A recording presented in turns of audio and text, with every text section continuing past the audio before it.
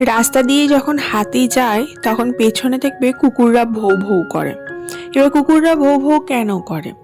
হাতিকে দেখে সবাই প্রণাম করে, তার জন্যে কুকুররা ভৌ ভৌ করে। হাতির জন্য কুকুরের কোনো প্রবলেম হয় না, কুকুরকে দেখছে যেহেতু দেখে সব মানুষরা হাট হাট করে দূরে সরিয়ে দেয়। আর হাতিকে দেখে যেহেতু সবাই প্রণাম করে, তার জন্য কুকুররা ভৌ ভৌ করে।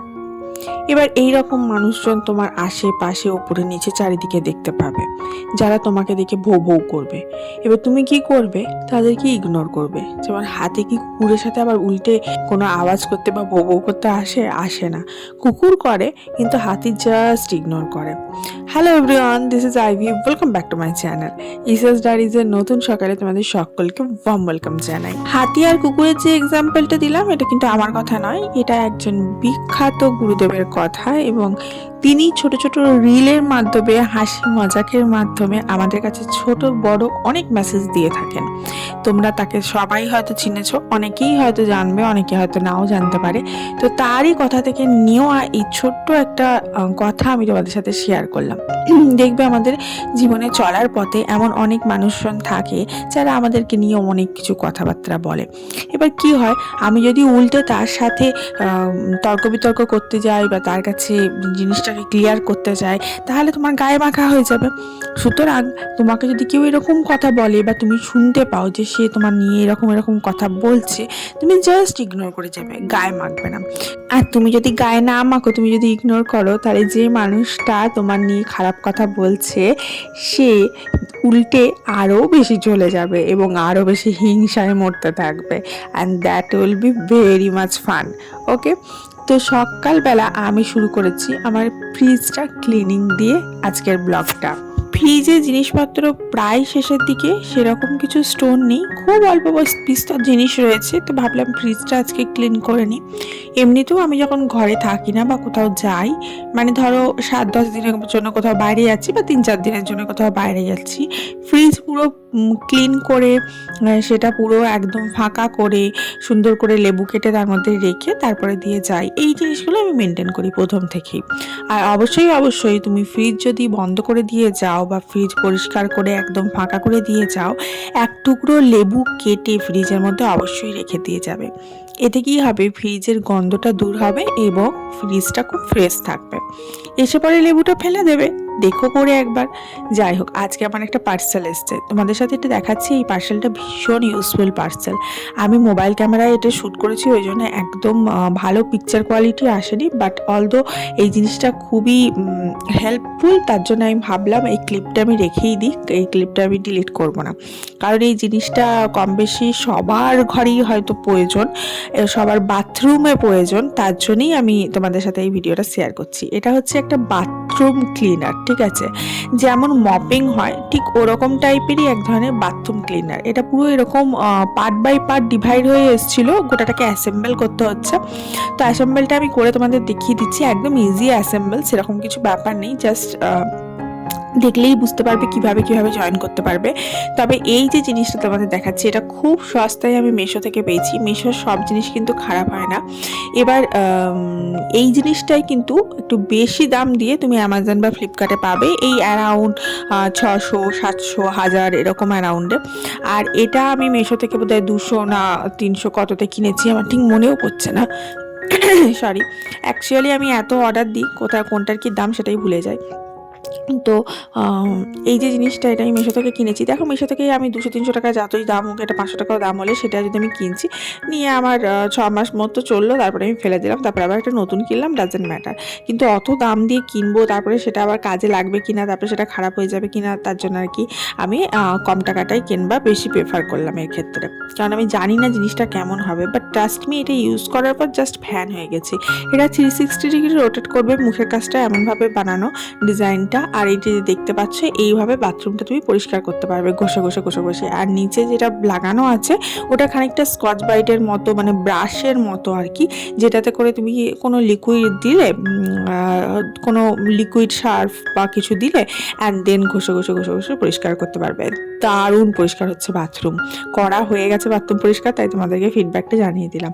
অ্যান্ড এই লুঙ্গিটা কিনে নিয়ে এসেছিলো পুরী থেকে হাজব্যান্ড মশাই। আমার পর আবার শীতকালে লুঙ্গি পরে, তোমরা শুনলে হয়তো হাসবে, আমার শাশুড়ি মাও খুব ফান করে এটাকে নিয়ে, যে লুঙ্গি পরে কেন, এখনকার ছেলেরা কে লুঙ্গি পরে, বাট আমার বর লুঙ্গিতে ভীষণ কমফোর্টেবল ফিল করে শীতকালে। তো তার এই লুঙ্গিটা সেলাই করতে হবে। আজকে আমার মেন এজেন্ডা হচ্ছে তার এই লুঙ্গিটা আমি সেলাই করে দেবো, নিজে সেলাই করে দেবো, নিজে সেলাই মেশিনে। যাই হোক, তোমরা কিন্তু ভিডিওটা অবশ্যই একটা লাইক করো, ঝটাপট শেয়ার করো, আর এখনই চ্যানেলটা সাবস্ক্রাইব করে নিও। জানো, আমি মেশিনে সেলাই করা কোনোদিন শিখিনি, কিভাবে করতে হয় তাও জানতাম না। শুধু ছোটবেলা থেকে মাকে দেখেছি সেলাই করতে। আমার মা একদম প্রো সেলাই করার জন্য, মানে যে কোনো জিনিস আমার মা সেলাই করে দিতে পারে, কেটে কুটে বানিয়ে দিতে পারে। সেটা চুড়িদার হোক, ব্লাউজ হোক, সায়া হোক, বা যে কোনো জিনিস, জামা হোক, যে কোনো জিনিস। তো আমার মা খুব ছোট থেকেই দেখতাম মা সেলাই করতো। মায়ের একটা সেলাই মেশিন ছিল খুব সুন্দর। তো মাকে দেখে দেখেই আমি শিখেছি। তারপরে যখন হাজব্যান্ড মশাই আমাকে সেলাই মেশিনটা কিনে দিল, তখন আমাকে হাজব্যান্ড মশাই বলছে তুমি ইউটিউবে দেখো, দেখে শেখো। আমি বললাম আরে দাঁড়াও, মাকে দেখেছি যেমন যেমন করতে, দেখি করে হয় কিনা। তো ওইভাবেই করে করে শেখা। তবে আমি এখনো অত প্রো হইনি, অত ভালো করতে পারি না, তবে কাজ চলার মতো করে দিতে পারি। তো এই লুঙ্গিটাও কিনেছে, পুরী থেকে কেনা, কটকি প্রিন্টের, হ্যান্ডলুমের। এটা ভীষণ কমফর্টেবল আর কি, কোয়ালিটি ওয়াইজ একদম এক নম্বর। তো এটা ও বললো যে আমি দোকান থেকে করিয়ে আনবো। আমি বললাম আরে না দাঁড়াও, আমি দেখি চেষ্টা করে, যদি পারি ভালো, যদি না পারি তখন তুমি দোকানে যাবে, অগত্যা কিছু করার নেই। তো আমি দেখি। তো সেটা নিয়ে আজকে দুপুরবেলা আমি বসেছিলাম যে দেখি কি করা যায়। তো এটা না সেলাই করার আগে আমি প্রথমে ভাঁজ করে নিচ্ছি, নতুন কাপড় তো। তো ভাঁজ করার পর একবার করে আঙুল দিয়ে চেপে দিলেই না সুন্দর ভাঁজটা রয়ে যায়, এবং সেই ভাঁজে ভাঁজে সেলাই করতে খুব সুবিধা হয়।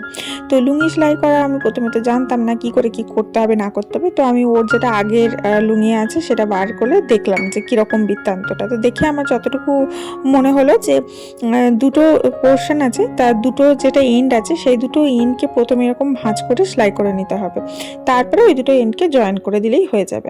তো আমি সেই অনুযায়ী, যেহেতু এটা সেলাই করতে হবে, তাই এটা ভাঁজ করে আমি যেরকম অনুযায়ী সেলাই করব, ভাঁজটা করে হাত দিয়ে দিয়ে এরকম করে চেপে চেপে এই ভাঁজটা ফেলে দেওয়ার চেষ্টা করছি। এরকম করে জানি না কেউ সেলাই করে কিনা, আমি যখনই কোনো কিছু সেলাই করি না, ভাঁজ করে সেটা হাত দিয়ে চেপে এরকম করে ভাঁজ ফেলে নিয়ে তারপরে সেলাই করি, সেটা হাতে হোক কি মেশিনে হোক। তাহলে দেখেছি অনেক সুবিধা হয় সেলাই করতে। তোমাদেরকে একবার ক্লোজ আপে দেখিয়ে দিচ্ছি। এই যে দেখো লুঙ্গিটা, এটা দেখো দেখো কটকি প্রিন্ট বলে এগুলোকে, হ্যান্ডলুম কাপড়ের ওপরে। আর এই যে দেখো আমি ভাঁজ করেছি, এই দেখো, দেখেছো, এই দেখো ভাঁজ পড়ে গেছে, দেখেছো। তো এটা পুরো এন্ড ওয়াইজ আমি এরকম করে টিপে টিপে ভাঁজ করে নিয়েছি, বুঝতে পেরেছো। এরকম একটু চওড়া করে করেছি আমি, যাতে মানে সেলাই করতে সুবিধা হয়। আমি তো নতুন, মানে খুব একটা ভালো সেলাই করতে পারি না, তার জন্য একটু স্পেস রেখেছি। যদি যারা প্রফেশনাল তারা হয়তো স্পেসটা অনেকটা কম রাখবে, হয়তো একটু সরু করে পাতলা করে ভাঁজ করবে। আর কি হয়, আমার এটা হাতে চালানো মেশিন, মানে হাতেই ঘোরাতে হয়, হাতেই করতে হয়। যদি পায়ে হতো তাহলে কি হতো, এক হাতে ধরতাম আর এক হাতে করতাম, সুবিধা হতো। তো দেখো সেলাই করতে গিয়ে আমার অনেক অসুবিধা হয়, কখনো দেখি সুতো কেটে যাচ্ছে, কখনো দেখি সুতো খুলে যাচ্ছে। তবুও সমস্ত রকম বাধা বিপত্তি সরিয়ে আমি সেলাইটা মোটামুটি করে ফেলি। কি হয়, ঘরে ধরো বাচ্চা রয়েছে, ও ধরো এই খেলা টেলা করতে গিয়ে ওর ধরো প্যান্টের একটুখানি জায়গা ফেটে গেল, জামার একটুখানি জায়গা খুলে গেল, সেলাই খুলে গেল, তারপরে ধরো বেল্ট কখনো খুলে যায়। তো যেগুলো হাতে করা যায়, যেগুলো ধরো হাতে করলে সেলাই কখনোই টিকবে না, ধরো প্যান্টের জয়েন্টের জায়গা, সেটা হাতে সেলাই করলে কখনোই টিকবে না, সেটা মেশিনে সেলাই করলেই খানিক দিন টিকবে। তো সেইগুলো আমি কি করি, মেশিনে বসে একবার করে সেলাই করে নিই। তবে প্রতিদিন বসে খুচখুচ করে বসি না, যখন দেখি যেটা সেলাই করতে হবে জমিয়ে রাখি বাস্কেটের মধ্যে। বেশ অনেকগুলো যখন জমে যায় তখন আমি বসে একবারে সেলাই করে উঠে যাই, এরকম আর কি। আর ওই প্রফেশনালদের মতো প্রত্যেকটা জামার জন্য আলাদা আলাদা করে সুতো চেঞ্জ করা আমি করি না। আমি সাদা বা কালো যে কোনো একটা সুতো লাগিয়ে রাখি, এবং যেটা থাকে সেটাতেই সব সেলাই করে দিই, নিজের কাজ সুবিধার জন্য আর কি।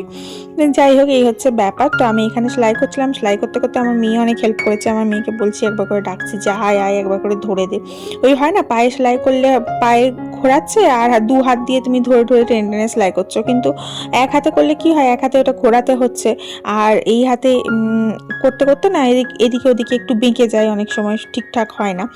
তো অতটা আমি ভালো পারি না, তার জন্য মেয়েকে বলছিলাম আয় ধরে দে। তো ও ধরে দিচ্ছিল আর আমি এক হাতে সেলাই করছিলাম, এইভাবেই করলাম। আমার বেশ অনেকক্ষণ সেলাই করতে লেগেছিল, বাট ফাইনালি কিন্তু আমি সেলাই করে উঠতে পেরেছি। কিন্তু সেলাইটা করার পর না আর ধৈর্য ছিল না যে তোমাদেরকে দেখাই জিনিসটা। তো আমি নেক্সট দিন বরকে বলবো এটা পরার পর তোমাদেরকে দেখাবো যে কীরকম কি সেলাইটা করতে পেরেছি, বা কতটা কি মানে ওর্থ ইট হলো আর কি। যাই হোক, তাহলে চলো ঝটাপট সেলাইটা করে নিই। আজকে মেশিনে সেলাই করতে বসার একটা মেন উদ্দেশ্য হচ্ছে আজকে রান্নাটা আমাকে করতে হবে না। আমি টুকটাক কিছু রান্না করেছি, সেগুলো পরে দেখাচ্ছি। আর যেটা মেন রান্না সেটা হচ্ছে, যেমন তোমাদের বললাম না, ওই যোগাড়যান্ত্রী করে রেখেছি। তো সেদিন রাতে আর চিকেন হয়নি, আজকেও চিকেনটা করছে। ওটা হচ্ছে ও পাহাড়ি চিকেন রেসিপি করছে, ঠিক আছে? তার জন্যে সমস্ত গোটা মশলাগুলোকে কাঠকলায় ভেজে সেটাকে পেস্ট করে এক ধরনের মশলা বানিয়ে ও আজকে চিকেনটা করছে। যেহেতু সানডের বাজার, তার জন্য আজকে ও চিকেনটা করবে এবং ওটা দিয়ে আজকে লাঞ্চটা খাওয়া হবে। আর বাকি টুকটাক আমি করেছি, যেমন আমার যেগুলো পছন্দ, বেগুন পোড়া করেছি, একটু আলু ভাতে করেছি, এই টুকটাক আর কি।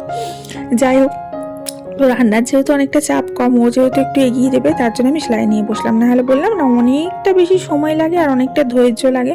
আর দিনের বেলাতেই আমি করি। এখন এই লাইটে বোঝা যাচ্ছে না, আমার কিন্তু এই জানলাটা দিয়ে সানলাইটটা খুব ভালো আসে, তার জন্য এখানে দেখতে সুবিধা হয়।